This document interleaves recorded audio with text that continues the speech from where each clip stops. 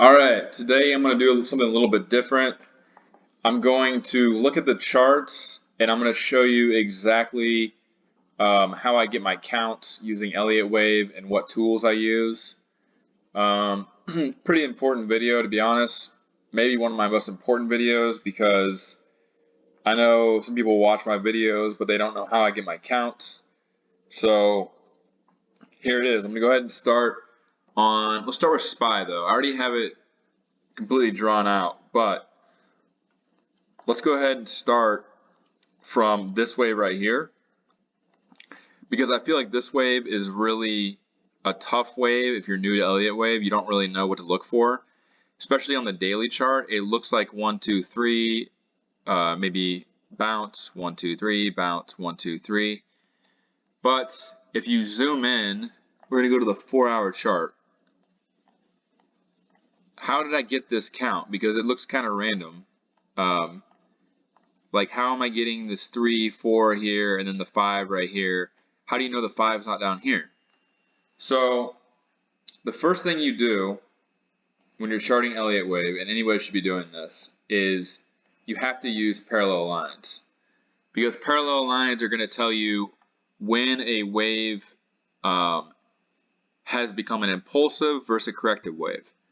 So the first thing you do is you start at the very top, and you want to draw a parallel line to the top of the pullback on wave 2. Clone it, take it to the bottom of wave 1, and as you can see, it went past the parallel line, and so that would be considered an impulsive wave. But then you ask, how do you know which part is a third wave? Well, sometimes it takes a little bit of work, like figuring out how long the third wave is, how long the fifth wave is, and how long the first wave is, if you know that the third wave can never be the shortest wave. And so when I was first going over this, I had it, I think I had it 1, 2, 3, 4, and then 1, 2, 3, 4, 5 for the fifth wave. But that wouldn't work because the third wave, one of the third waves is going to be shorter. And so I knew that wasn't correct. So I had to redo it, and this is the way that made the most sense. We know that it went outside for the third wave right here, passed out the parallel line. So then we go ahead and remove this. So we have 1, 2, then we have 1, 2. So we take this, the very start again, go to the most extreme part of the pullback, clone it, and then you put it at the most extreme, and as you can see, it didn't work that time. But you can, you know what, we're on the wrong time frame. Let's do 2 hours. Okay. So we have 1, 2, and see this little right here is what threw me off. But we have 1, 2,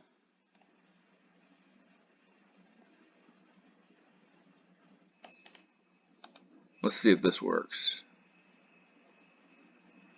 So that's not going to work on this one. Sometimes it's not going to be perfect, but you have to just, figure it out without the parallel lines. But most of the big ones you'll be able to see, like the big 1 right here, the big 2.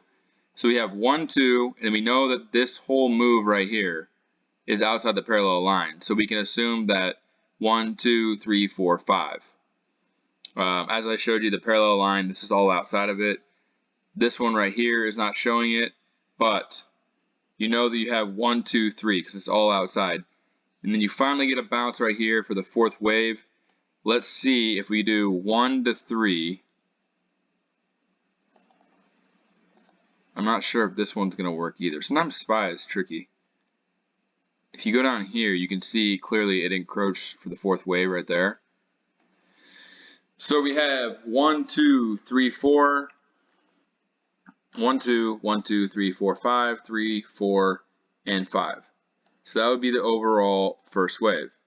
So then clearly we have ABC second wave. Parallel line, the start of it to the second wave, clone it, put it at the bottom of the first wave, and as you can see right here is where the third wave is. This is the third wave right here.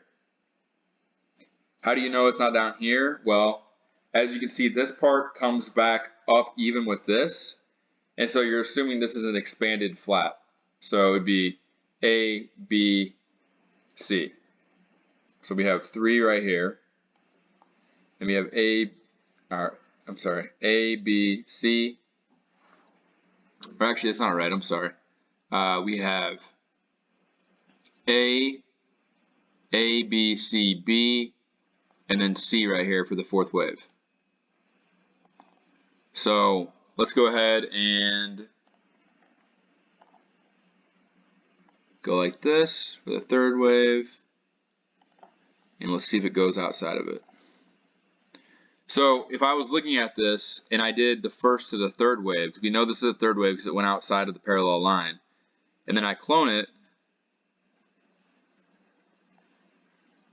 as you can see, this part right here didn't go outside the parallel line. So we know that this is not actually the end of the fourth wave.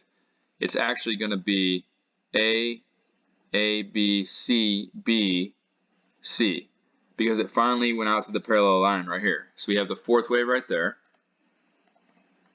And then we can take the second and the fourth, clone it, put it at the end of the third, and look at that. Just outside the parallel line. And so that's how you know that the fifth wave doesn't end down here, because look at this, it encroaches right here, and then we get the bounce. So you're naturally going to think, oh, it went lower, so that's got to be the end of the fifth wave, but it's not always the case. So then we have, and you can also look at the structure of this. This is just ABC, ABC. So there is how you do SPY on a tricky move right there. I broke it down little by little, and that would also be A. And then we're looking at this right here. What is this? Well, I'm going to show you something cool. This is a corrective wave because it's ABC. So if you take it to the very bottom of what would be considered wave 2, clone it, and look at that. Doesn't come even close to getting outside of here, so you know it's a corrective wave. So we have A, B, C, A. It only encroaches on an impulsive wave. So they have A, B, C, B. And then the C wave is going to be 5 waves. So we have 1, 2. Let's see if it encroaches.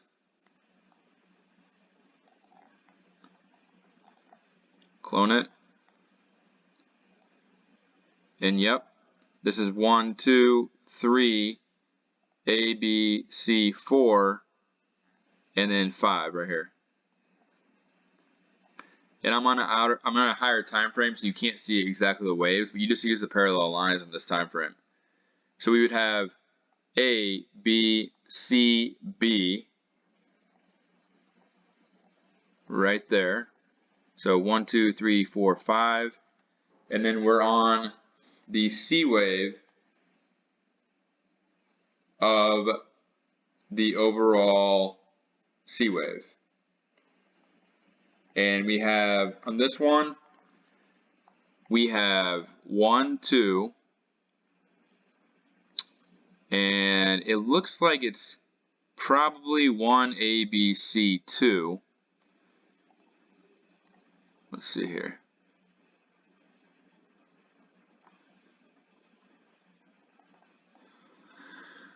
We're going to get to this part right here, and we're going to see if this has one more leg down, because it might have one more move down. It's looking like 1, A, B, C, 2. However,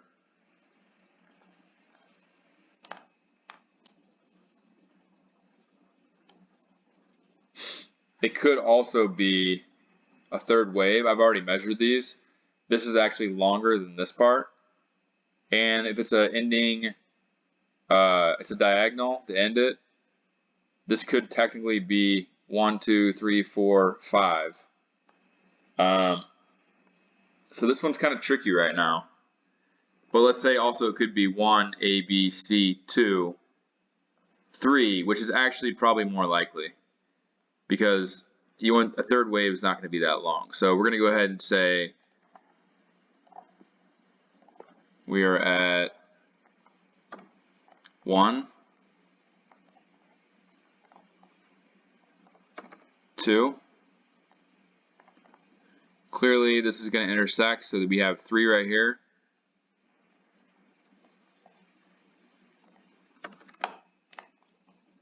And remember, this wave is going to be 5 waves, so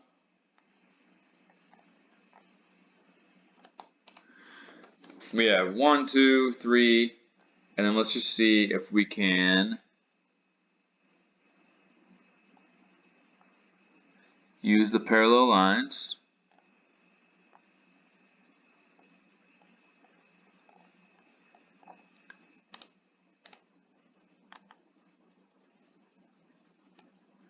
If you use the parallel lines, it looks like we have a little bit more to go. And let's use the parallel lines right here now.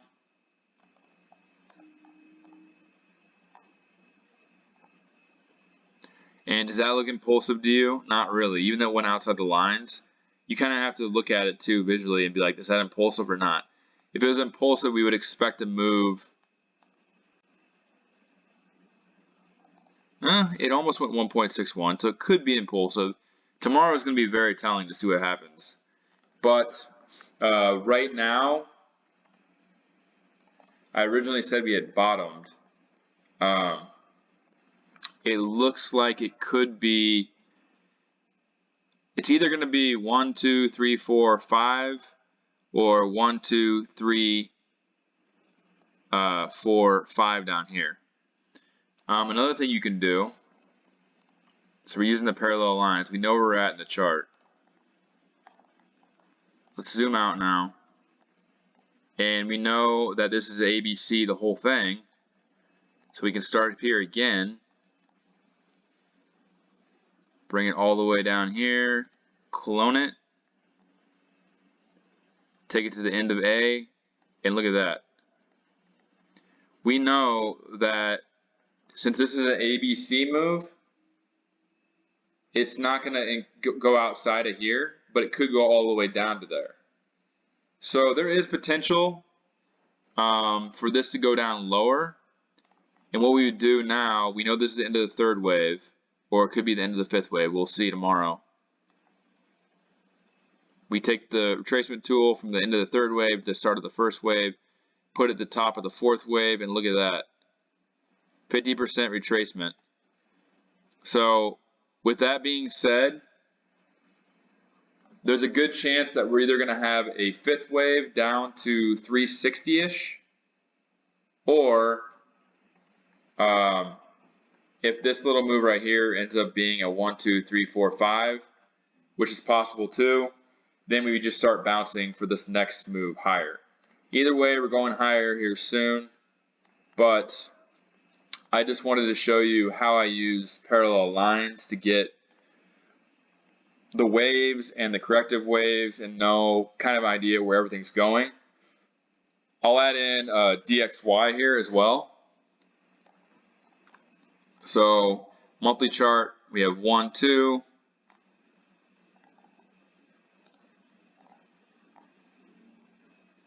3,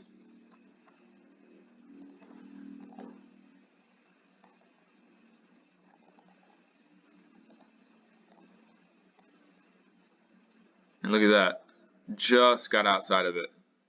Look at that, 4. So 1, 2, 3, 4. Zoom in.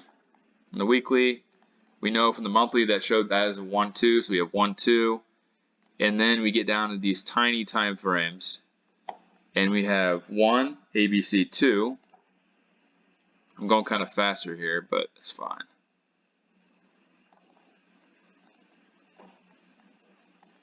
Okay. 3rd wave right there. 1, 2, 3. we got 4 right here.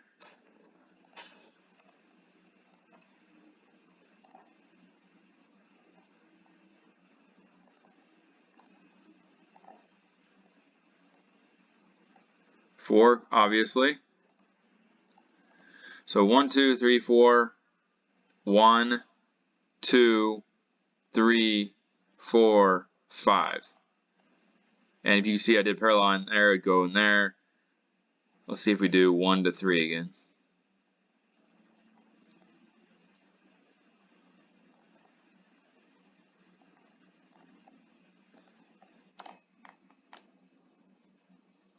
Yep, 4, 5.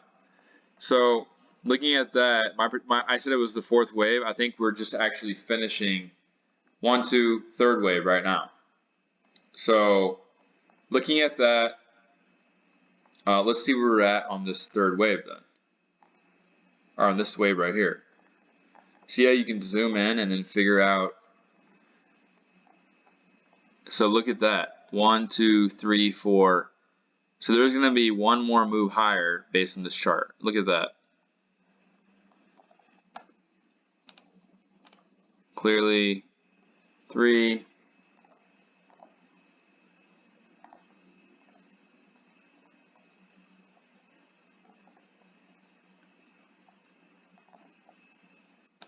Clone it. So there might be a little bit more upside on the 4th wave of SPY, like I showed you on the 4-hour chart. I think we have a little bit more upside, and then it's going to fall down, it looks like, because we're going to get 1, 2, 3, 4, and then 5. So where is this 3rd wave going to end now is the question. Take this, goes down to here. We'd be looking for like 106.86.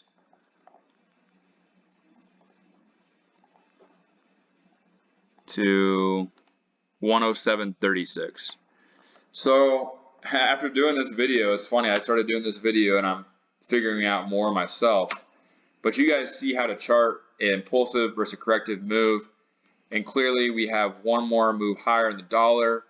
So that makes me think that we're only at 1, 2, 3, 4, and we should get one more move down in SPY, and then I'm a little impatient, and then we will get a